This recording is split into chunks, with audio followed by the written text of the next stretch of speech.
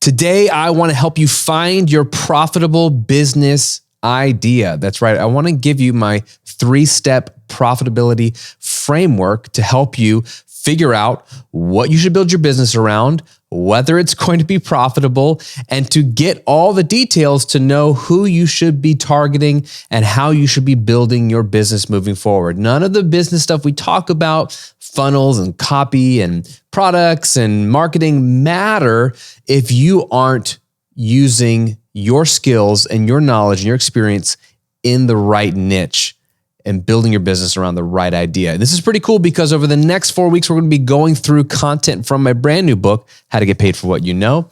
And so I'm going to be cracking open the book today as we dive into the most important part of this process, which is finding your profitable idea. Let's discuss.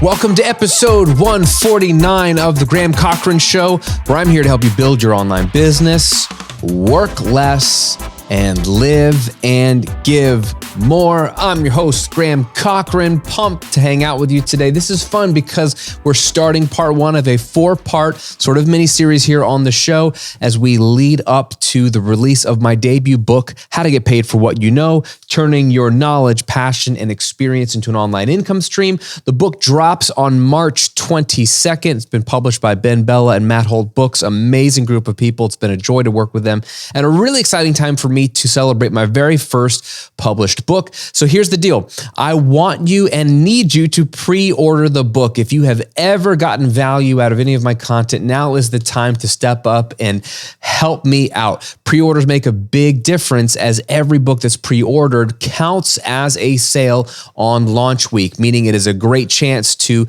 hit some of the bestseller lists by having a lot of sales turnover in one given week. So your pre-order makes a ton of difference. Every single one counts. So I want to incentivize you to pre-order the book. The book should be enough of incentive. It's going to be great. It's an amazing book. I'm biased. I wrote it, but I'm really, really proud of it. I think it's going to be the tool to help you build your online business and scale it all in one little book, but I want to incentivize it for you. So I've got some pre-order bonuses. If you go to grahamcochran.com/book, all the details are there. Pre-order the book there if you want to, or you can pre-order it anywhere you buy books, Amazon, Barnes & Noble, Books A Million, anywhere you buy books, you can pre-order it, but take your receipt to grahamcochran.com/book, and then you can enter it in there with your name and email address to instantly get these amazing pre-order bonuses. The first thing you're going to get are the first 2 chapters of the book digitally right away, instantly, so you can actually start reading the book right now. So you get those 2 chapters immediately. You're going to get an audio training called Get Paid to Do What You Love. This is about a 45-minute audio training. Think of it as a special podcast episode that walks you through a framework to literally build your business. So you can listen to that, which is amazing. You can get my 6 weeks to $1,000 blueprint, which is a step-by-step roadmap to making your first $1,000 online. You're going to get the simple math to making $5,000 per month guide, which breaks down a bunch of different monetization models and examples and case studies of actually making $5,000 a month. So sort of choose your own adventure there. And then I'm going to do an exclusive live coaching, live stream, group coaching session that you will get to be a part of just for pre-ordering the book. Everybody can come to that who pre-orders the book. And then everyone who pre-orders the book and submits the receipt there is going to be entered to win one 90-minute coaching session with me, yours truly, absolutely free. So one of you lucky pre-orderers will get a chance for me to coach you powerfully for 90 minutes and help you take your business and your life to the next level. Whew, that is a lot. I'm giving all of that away if you just pre-order the book right now and go to grahamcochran.com/book and enter the details in there from your receipt. It's really simple. All the details are there. So please go do that. That would be amazing. I know so many of you have. So if you have, I know you have, and I'm grateful for you, but this is push time. This is a really, really big opportunity for me. I'm trying to get the word out, and I'm trying to let this book do the work it's meant to do in the world, which will hopefully help people build businesses and also give me more of a platform to continue to help people build businesses and, more importantly, use those businesses to change their lives and the lives of the people all around them. Okay. So without further ado, let's dive into the content. So we're talking about finding your idea. And so I'm going to be in chapter 3 of my book, which is called Step 1, Find Your Idea, the 3-Part Profitability Framework. And this is great if you're brand new and you're like, I just don't even know like what I would build my business around, or if my niche is marketable or profitable, or if I'm too narrow or too broad. I mean, these are the kind of questions I get. So I want to cover all of that. And the thing we have to talk about first is everyone is telling people to follow your passion. Just follow your passion, follow your passion. And I love getting paid to do what I love to do. And that's why I have an entire audio training that I just told you about. You'll get when you pre-order my book, Get Paid to Do What You Love. I love that. I'd rather get paid to do work I love and do things I'm passionate about than do work I'm not passionate about. And I have done work, lots of work I'm not passionate about. Mowed lawns, worked retail, both in the restaurant industry and in the mall, just normal retail. I've worked at a window and door manufacturing company where I'm just loading stuff on a truck, like a truck bed all day long, and delivering windows and doors to construction sites. That was really backbreaking work. I've worked at a jewelry store. I've worked in corporate America, and I've worked in sales and sat in a cubicle. Like, I've done it all. I hate all of that. I like what I do now. But hear me out on this. You cannot just follow your passion blindly. Okay. I talked about this. Mike Rowe, if you are familiar with him, he's the host of Discovery Channel's Dirty Jobs. He's got this great quote. He did this commencement speech for college graduates or high school graduates. I can't remember which one, years ago. And I love what he says. He says, don't follow your passion. When people follow their passions, they miss out on all kinds of opportunities they didn't even know existed. And then he goes on to say, just because you're passionate about something doesn't mean you won't suck at it. All right. Passion doesn't pay the bills. Now, passion's important, right? And Mike finishes it up with this at the end of his speech: never follow your passion, but always bring it with you. And I think that's an important distinction. In order to build a successful business, you must, I believe, be passionate about what you do, especially this type of business where you're online, you're creating content, you're directly engaging with people.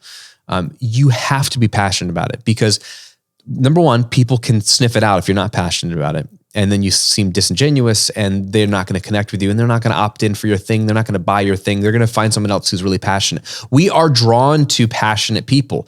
Why? Because we are, a lot of us, living as a shell of ourselves, mediocre lives, fearful, not really stepping out in faith, not really doing the things we feel called to do, not really living an exciting life. And exciting doesn't have to mean lots of activity. Exciting can just mean every day pursuing the things you feel most called to pursue. Most of us are living a vanilla, boring, mediocre life. Why? Because that's easy to do.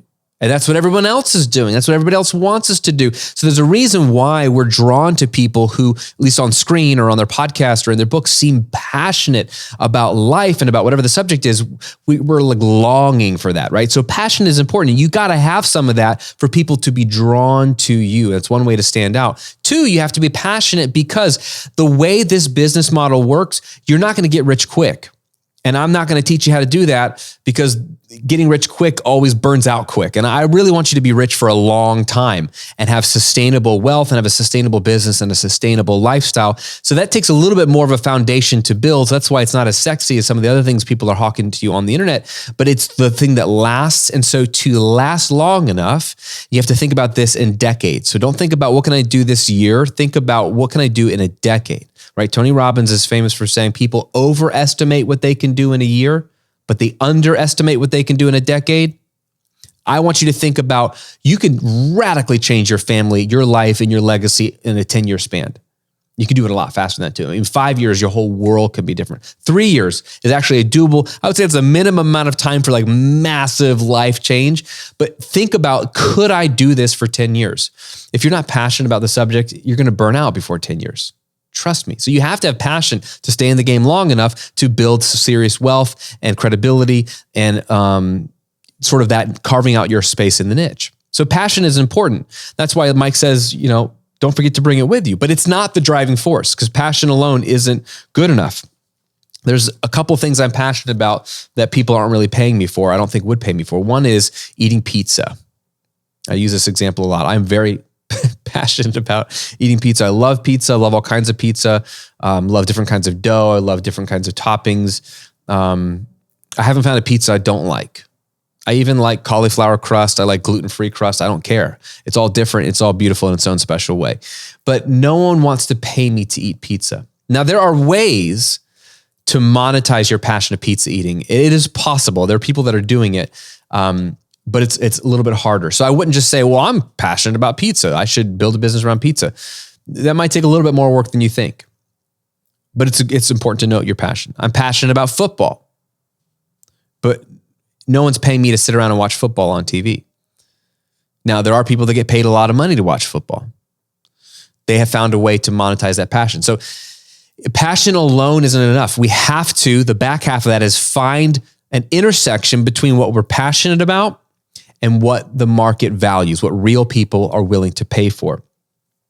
Here's the dirty little secret. I wrote about this in chapter 3. No one cares what business you want to start unless there's something in it for them. Something in it for them. And that's reasonable. This is business we're talking about. You are asking for their money in the end, right? So why should they give you money? So the reason we're starting today with your business idea is that you don't want to waste, I don't think, time building a website, building content, building a product, building sales copy, building marketing funnels if it's about a topic that nobody cares about. So we want to skip all that. And what I want to do is give you a simple 3-step framework to figure out if your niche or idea is going to be profitable. You ready? Okay. And again, this is all in the book. So you're going to have all of this in more detail in the book, but I'm just going to fly through some of the big ones. The step 1 is you do get to be selfish at the beginning. You need to start with what you know, love, and are good at. We need to dive in there. So we want to ignore micro for a minute and think about the things that you know, things that you like, and the things that you're good at to at least get them on paper. And so I've got a few questions for you. I want to give you 4 questions to ask yourself to populate this list. You ready? Question number 1, you need to ask yourself, and then you literally have to write these things down. Don't let it live in your head. Can we pause for a second? I am a deep thinker and I am an internal processor, and I'm always thinking. And that's both a beautiful thing because I'm not very shallow, and I'm very intentional in my life because if anything I'm doing, I've probably thought deeply about it. And that has led to a lot of great life change. And I'm grateful for my deep thinking mind. It also gets me into trouble because a lot of times those thoughts stay in my head and then I forget them. They get mishmashed with something else. And then I just start to get clouded and I don't have any clarity because even though I've thought it through deliberately and intentionally and almost religiously, I cannot access that and see it clearly. I have to see it. So I've learned to help someone like me out, I have to write things down. Even though I hate writing things down, and go figure I wrote a book, I need to write things down. So I keep the Apple Notes on my iPhone. I just bullet points. I love bullet points. It feels non-committal. It doesn't feel like I have to write complete sentences. So I got running bullet points for ideas. And then I do the same thing on Google Docs. I'll have like running documents with bullet points. So start a Google Doc or a note somewhere and write these 4 questions down and answer these 4 questions. Number 1, what comes easy to me? Question 1 is, what comes easy to me? What do you know about yourself that is supernatural for you? It may not seem all that special, but if you look around at friends, family, and the general population, this skill is something that doesn't come easy for everyone, but it does for you. What comes easy to me? Write down all the things. It doesn't matter whether you think they are special or that you're special for them coming easy, but what is that? Are you, like I use fitness instructors and nutrition as an example. Like, do you just know how to keep yourself in shape? Have you always been good at cooking healthy food? For me, like managing money comes easy to me. I'm very disciplined. We have a budget, setting financial goals, investing, like it just really comes easy to me. Creating content comes easy to me. Speaking off the cuff comes easy to me. Creating content like this, where I'm like hitting record. I don't know if you noticed, but I do not edit my podcast or my videos here. I just click record and I go for 30 to 40 minutes. That comes easy to me. It doesn't come easy to everyone. So just start writing down what comes easy to you. Question number 2, what do people say I'm good at? What if people come to you and said, man, you're amazing at this? Whether you're a kid or growing up or right now, Do you notice any trends? Like in your circle of friends, in your church, in your community or family, what are you known for being good at? For me, going back to the managing money example, I, for some reason, have become the guy that people come to when they have money troubles. Like, hey, we're trying to buy a house and we don't know what to do. Or, hey, we can't get on the same page with our budget. Or we want to start investing for our kids' college. Like, I literally got a text the other day from a gal who's married to a guy that I know at church. And I never interact with her, but she texted me a question about college funds and how do we invest for our kids' college? And like, there's different options and she's trying to consider them. I've become that guy that people ask me questions about that. That's a clue that maybe if I were in another life, I could build a business around personal finance or managing money. What do people say you are good at or have said in the past? Question number 3, what have I helped people do in the past? So again, now we're moving from what, comes easy to you, what people say you're good at. What have you actually helped people with? They've come to you, they've asked you specifically for help.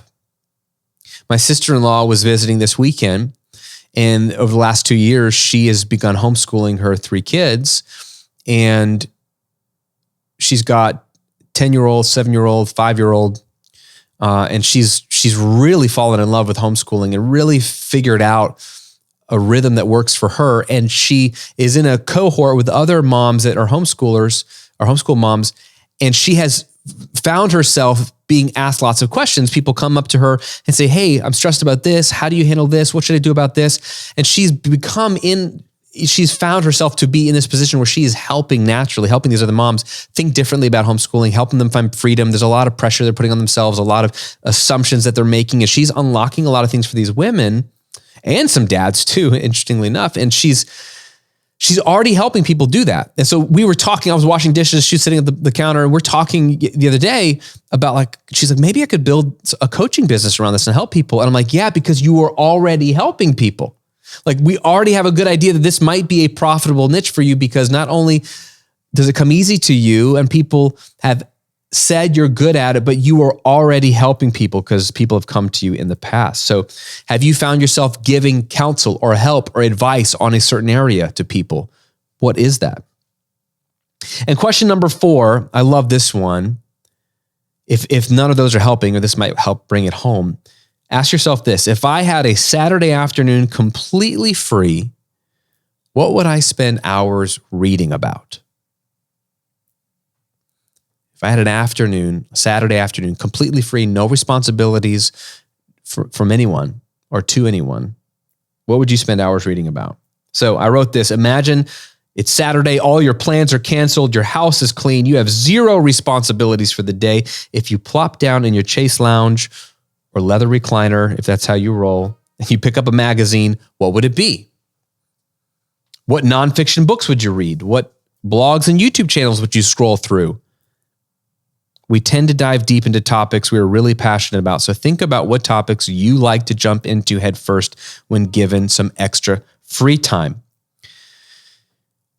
Okay? Those are the 4 questions. I want you to write them down and take some time this week to answer those questions. Write it out. And then from those questions, you should be able to come up with a list of at least 5 to 10 topics or niche ideas, or niche, if that's how you pronounce it, that could be the foundation of your business. 5 to 10 ideas. Just jot them down, no particular order, in a separate Google Doc or the same Google Doc. And then all I would say then, after you've written them down, is just reorder them in order of what's most interesting to you. Because you might be helping people with something, but you're not really interested in it. You're good at it, but you're not most passionate about it. So maybe it's on the list, but it's not at the top of the list. So just reorder it, and then just circle the top 3 ideas. These are the ones we're going to start researching. Okay, that's step 1. That's the most fun part for some people. It's the worst part for others because it's just so hard. You haven't done a lot of self-discovery. I think self-reflection is hard, and it might take you some time to think it through. So step 2 now is moving into customer research, and there's 2 rounds and 2 methods of customer research. So this would be customer research 101. And so what I like to do is think about, and I'm going to actually tell these out of order from my book right now, because I want to go from easiest to hardest. So you've done like the internal work without having to interact with people, just yourself. Next, we want to go out into the world and see if we look across the landscape of this topic or this niche, is there really a market for this? Meaning, is there already money being spent in this? So I would say start with a couple of resources. Number one is Amazon. And I told somebody to do this recently, and they actually went out and did it, and they were shocked about how useful this exercise was going to be. They thought it wasn't going to be that useful, and they're like, this is kind of pointless. But this will really, really help you out. So go to Amazon, and what I want you to do is in the search bar, type in your topic or niche.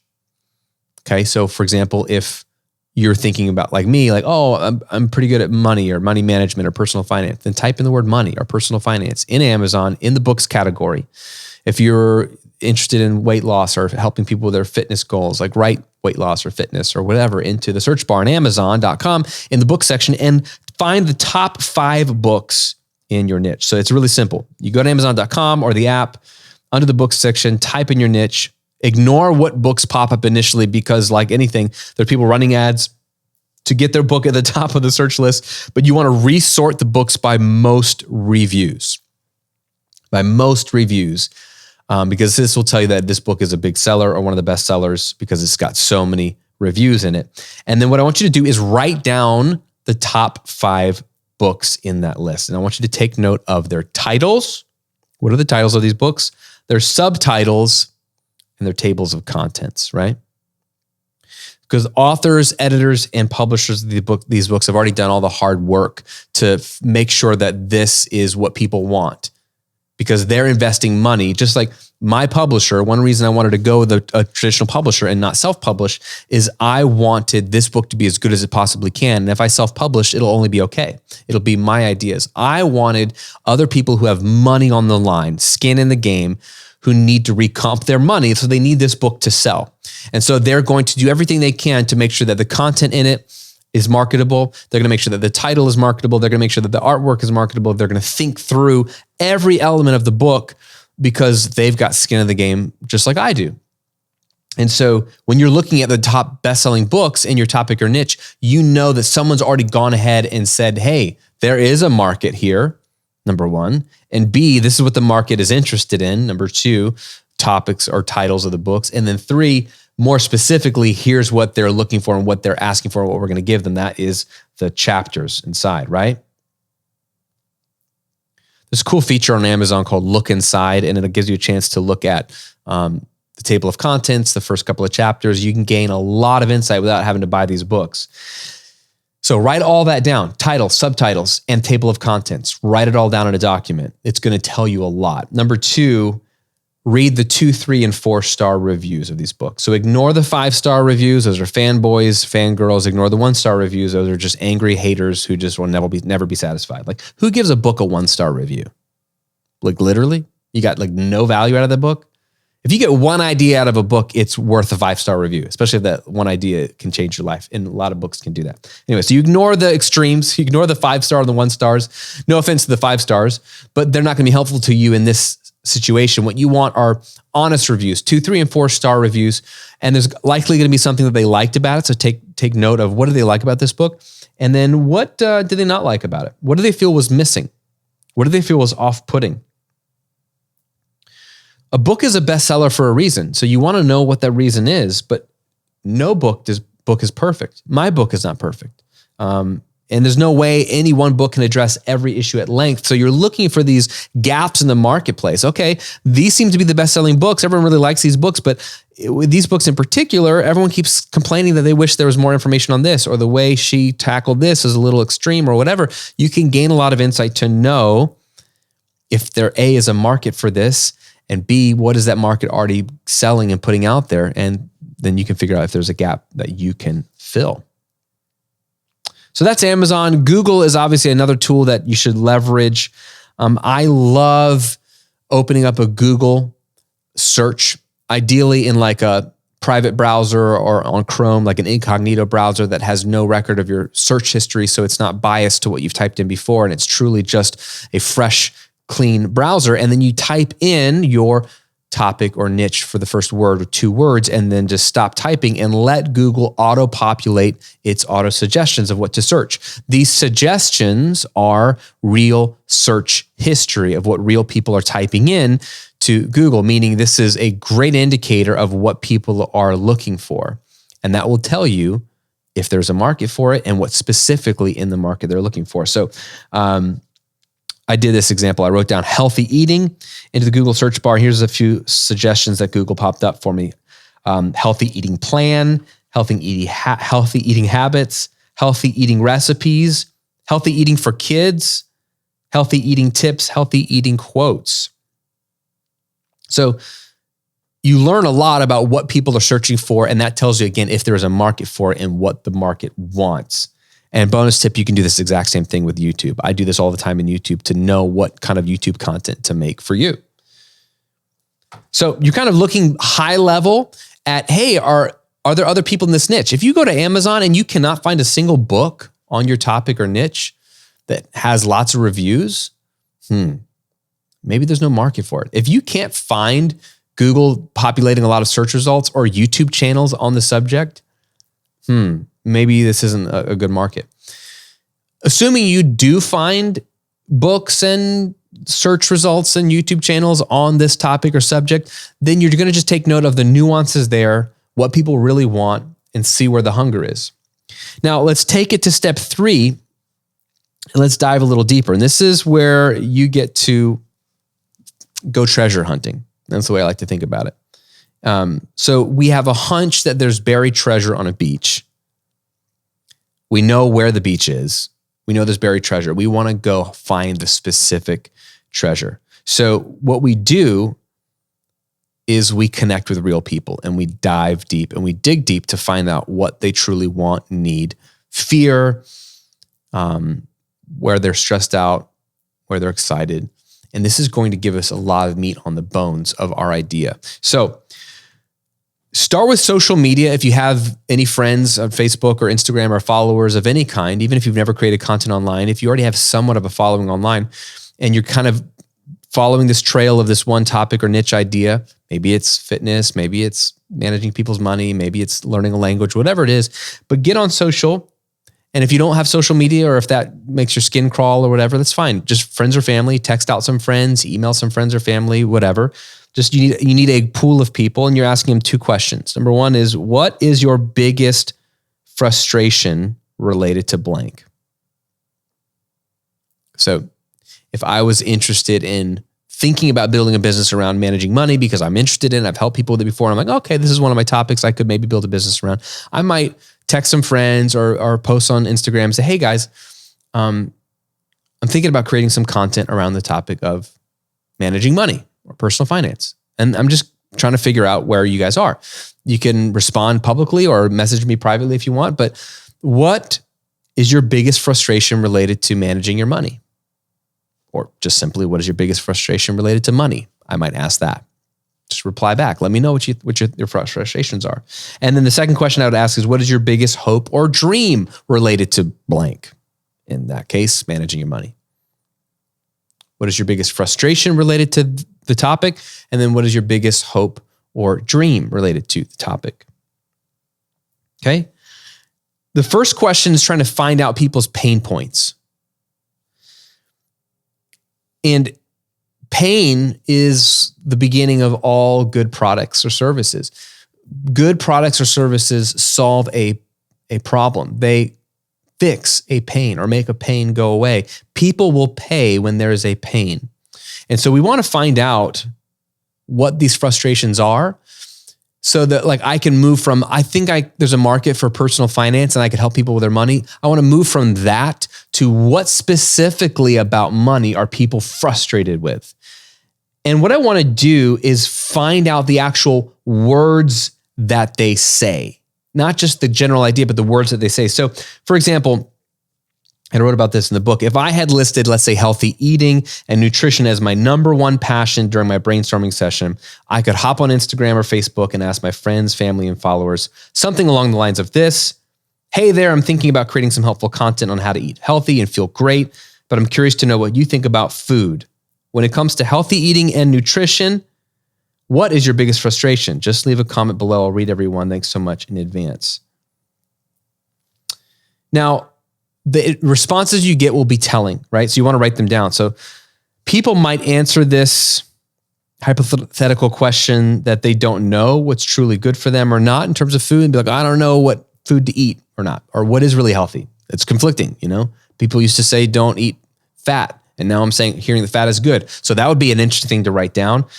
People could say that it's too expensive or time consuming to prepare healthy, nutritious meals for their family. So they get super frustrated with that. They're like, oh my gosh, it's just easier at the end of a workday to pick up something from, KFC or McDonald's or whatever than it is to cook something healthy and delicious. Or perhaps their frustration lies in the fact that they don't like the taste of vegetables and they have a major sweet tooth.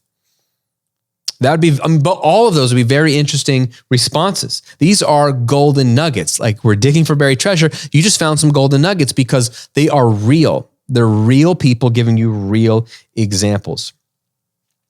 Now, the second question you want to ask as well, because not everyone thinks in terms of frustrations. A lot of people think aspirationally. A lot of people envision what they wish or hope could happen. So realizing people's hopes and dreams is another surefire way to build a business, because you can be a dream fulfiller. You can be someone who guides people to the mountaintop, right? Like, how amazing is that? You are like a genie in a way, like where they have a wish and you can help bring that wish from wish to reality. That's powerful. So you could ask the exact same thing by saying, like, look, friend, as someone who's super passionate about healthy eating and nutrition, I'm trying to help as many people as I can achieve their goals in this area, and I need your help. When it comes to your body and your relationship with food, what is your biggest hope or dream for the next 12 to 24 months? Just reply to this email. It would mean the world to me. And again, like, what people say back to you would be interesting. They might say, I want to lose weight, and I know that what I'm eating is a huge factor in achieving that goal. So maybe losing weight is the clear thing. Or they might say, I want to feel wide awake and full of energy every day without having to load up on coffee and sugar. That would be interesting. So it's more of an energy angle. Or they might say, I've had a few people in my life drop dead of a heart attack in their 50s, and I just want to live a long, healthy life. These are even more golden nuggets.